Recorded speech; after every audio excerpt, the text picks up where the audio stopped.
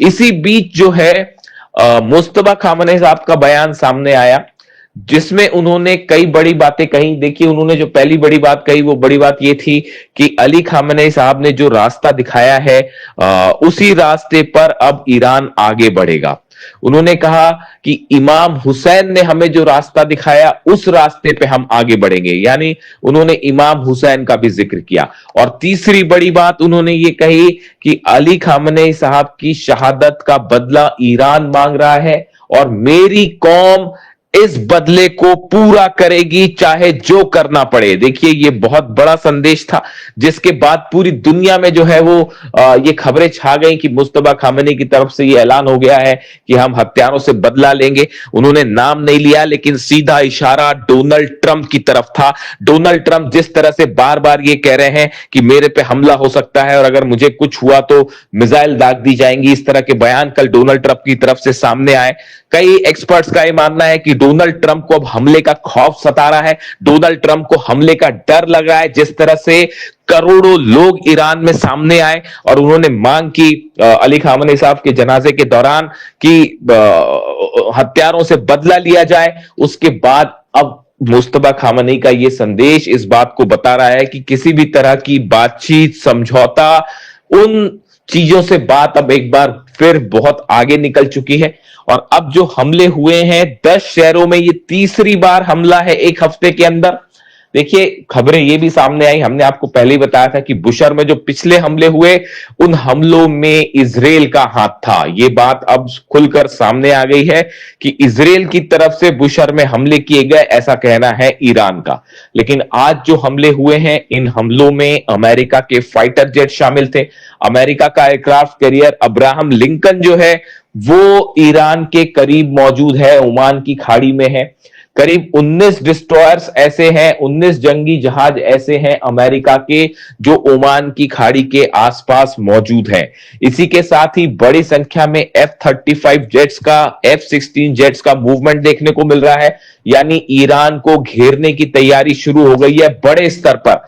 और यह भी बताया जा रहा है कि अमेरिका की कोशिश है कि इस बार अगर ईरान के खिलाफ बड़ा एक्शन होता है, जंग होती है, तो नेटो देशों को भी इसमें शामिल किया जाए।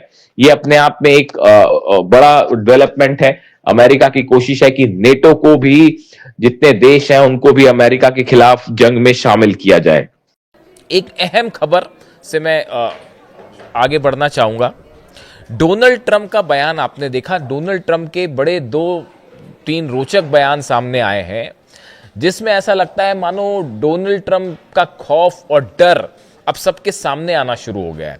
वो ये कह रहे हैं कि अगर मुझ पर हमला हुआ तो 1000 मिसाइल्स ईरान पर दाग दूंगा। ये बयान आपने कल सुना होगा कि उन्होंने सोशल मीडिया पर लिखा कि मैंने अमेरिका की सेना को आदेश दे रखा है कि अगर मेरे पे हमला होता है तो उसके बाद ईरान पर कैसे हमले किए जाएंगे, 1000 मिसाइल्स दाग दी जाएंगी, कई साल तक हमले किए जाएंगे, हम ईरान का नामो निशान मिटा देंगे। इस तरह की बातें उन्होंने की। तो बड़े सारे एक्सपर्ट्स जो एनालाइज करते हैं डोनाल्ड ट्रंप को, उनका कहना है, उनका ऐसा मानना है कि अब ये क्या डोनाल्ड ट्रंप का डर सामने आ रहा है, डोनाल्ड ट्रंप को खौफ है किसी चीज़ का। बताया जाता है मोसाद ने इनपुट दिया, जैसी खबरें चल रही थी कि मोसाद की तरफ से इनपुट आया और नेतन्याहू ने ये जानकारी दी डोनाल्ड ट्रंप को कि ईरान जो है वो हमला कर सकता है, डोनाल्ड ट्रंप को निशाना बना सकता है। उसके बाद इस तरह की तमाम बातें अमेरिका में भी उस पर चर्चाएं शुरू हो गई हैं। इन सब के बीच देखिए, ईरान के, इसका जिक्र मैं फिर इसलिए कर रहा हूं, ईरान में IRGC के चीफ अहमद वाहिदी साहब का एक बयान सामने आया है इसी मामले से जुड़ा, डोनाल्ड ट्रंप के इस पूरे मामले से जुड़ा कि मेरी मौत हुई तो कोई नहीं बचेगा। पहले उन्होंने ये कहा, फिर अब ये 100 मिसाइल दाग दूंगा अगर मुझ पर हमला हुआ तो अहमद वाहिदी साहब ये कह रहे हैं, IRGC चीफ कह रहे हैं, seeking justice for those slain in the एलिज्ड US Israeli strike remains a legitimate and unforgettable demand. वो ये कह रहे हैं, अमेरिका और इजराइल ने ईरान में जिन लोगों को शहीद किया है उनका बदला लेना एक लेजिटिमेट और अनफॉरगेटेबल डिमांड है। यानी हम कभी इस बात को नहीं भूलेंगे कि ईरान में जिन लोगों को शहीद किया गया उनकी शहादत को हम कभी नहीं भूलेंगे, और उनका बदला लेना पूरी तरह से वैधानिक और लेजिटिमेट डिमांड है। ये कौन कह रहा है? ये आईआरजीसी के चीफ कह रहे हैं। देखिए, डोनाल्ड ट्रंप के इस खौफ का एनालिसिस कर रहे हैं हम। डोनाल्ड ट्रंप ये जो डर दिखा रहे हैं कि भाई कहीं मुझ पे हमला ना हो जाए, और अपना प्लेन बदलना पड़ गया उनको, और अपना रूट भी जो है बार बार बदलना पड़ गया उनको वापस जाते वक्त नेटो से। तो इसकी क्या वजह थी? ये इसके पीछे की हकीकत हम इसको एनालाइज कर रहे हैं। देखिए, जो गुस्सा देखने को मिला अली खामनेई साहब की फ्यूनरल के दौरान, उनके जनाजे के दौरान, जो तस्वीरें, जो डिमांड, जो नारे सामने आए ईरान से, उसने दरअसल हकीकत यह है कि पूरे अमेरिका को हिलाकर रख दिया। जब 9 करोड़ लोग एक साथ अगर बदले की मांग करें, सड़कों पर आंसुओं का जो है वो सैलाब था, और हर आंसू में आक्रोश था, और ये मांग हो रही थी कि बदला लो, बदला लो।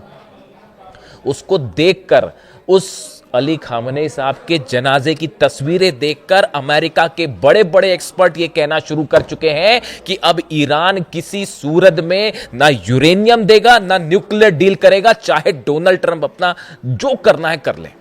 ये बात तय हो चुकी है। अली खामनेई साहब के जनाजे की तस्वीरें देखने के बाद, उसका गुस्सा देखने के बाद, ये तस्वीरें इन्होंने America, pentagon, CIA, Mossad, Israel सबको हिलाकर रख दिया है, और पूरी दुनिया इस बात को समझ चुकी है अब कि ईरान को न झुकाया जा सकता, न डराया जा सकता, और ईरान तो अब मूड में ही नहीं है इस बात को लेकर कि यूरेनियम को लेकर कोई डील की जाए और न्यूक्लियर निगोशिएशंस किए जाएं या फिर किसी तरह का कोई समझौता हो। भूल जाइए उस बात को। वो उस आक्रोश में बह गया। ये जो MOU था वो बह गया। वो अंडरस्टैंडिंग्स जो वाली बातें थी वो सब खत्म हो गई उन आंसुओं के सैलाब में जो अली खामनेई साहब के जनाजे में देखने को मिली। तो अब देखिए, ये अहमद वाहिदी साहब का बयान देखिए। पहली बात वो कह रहे हैं कि जो शहीद हुए हैं ईरान में, उनका बदला लेना जो है वो एकदम लेजिटिमेट होगा और अनफॉरगेटेबल होगा, हम भूलेंगे नहीं। वो ये भी कह रहे हैं कि खामनेई साहब की शहादत ने पूरे ईरान को एकजुट कर लिया है। ये जो बयान है अहमद वाहिदी साहब के, ये बता रहे हैं कि अगला जंग में क्या होने वाला है, और ये जो चर्चाएं चल रही हैं फिर से बैकडोर से किसी तरह से, हकीकत यह है साहब, अमेरिका की अब हालत नहीं है ईरान से जंग करने की। ये आप दुनिया भर के एक्सपर्ट्स से बात करके देख लीजिए। जहां तक जो मेरी समझ कह रही है, अमेरिका अगर इस पोजीशन में जब भी होता है ना कि अपने दुश्मन को हमला करके खत्म कर दे, तो वो हमला करके खत्म कर देता है, पूछता नहीं है। उसको पता था कि सद्दाम मुकाबला नहीं कर पाएंगे तो सद्दाम पे हमला कर दिया, स्ट्राइक, चाहे जो कारण बता दिया। ईरान पे ये संभव नहीं है। 2 दिन हमला करने के बाद डोनाल्ड ट्रंप क्यों रुक गए? कर देते स्ट्राइक, इजराइल कर देता स्ट्राइक, आप क्यों रुक गए? इसलिए रुक गए ना कि वो आप 80 मार रहे थे, वो 85 मार रहा था मिसाइल्स। आपने 190 हमले किए, उसने 195 हमले कर दिए अलग अलग जगह पर। और अभी तो सिर्फ 3-4 ही देश जल रहे थे, बहरीन, कुवैत, जॉर्डन, और यही हमले हो रहे थे कतर में। सऊदी, UAE तक तो बात पहुंची नहीं थी, इजराइल तक तो बात पहुंची नहीं थी, और अब तो पता नहीं कहां कहां किस किस रेंज की मिसाइल से बात पहुंच जाए। तो देखिए, यही बात कह रहे हैं अहमद वाहिदी साहब, कह रहे हैं कि अली खामनेई साहब की शहादत ने पूरे ईरान को एकजुट कर दिया है और आक्रोश से भर दिया है, और हर कोई उनके खून का बदला चाहता है। ये IRGC के चीफ कह रहे हैं, ईरान की सेना IRGC के चीफ जो है उनके शब्द हैं, जिन्होंने खामनेई साहब पर हमला करवाया है या हमला किया, उन सब से बदला लिया जाएगा। वो ये कह रहे हैं किसी भी कीमत पर हम उन्हें माफ नहीं करेंगे। जो अली खामनेई साहब के असैसिनेशन में शामिल थे, उनकी शहादत की प्लानिंग में, उन पर हमला करने की प्लानिंग में शामिल थे, उनसे बदला लिया जाएगा।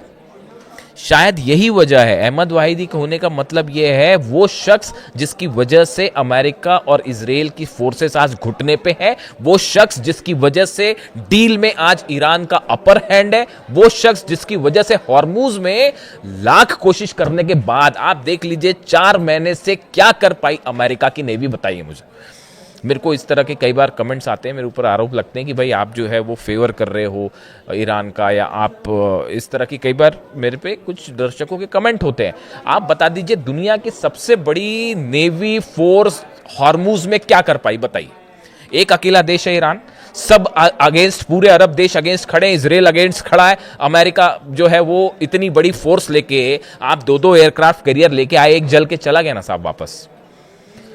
क्या कर पाए आप? हॉर्मूज में क्या बिगाड़ पाए ईरान का बताइए। आज भी ये हालात है कि जब ईरान का मन होता है वो जहाजों को ठोकता है। देखे ना कैसे दुबई का यूएई का जहाज ठोका और कैसे सऊदी का जहाज ठोका।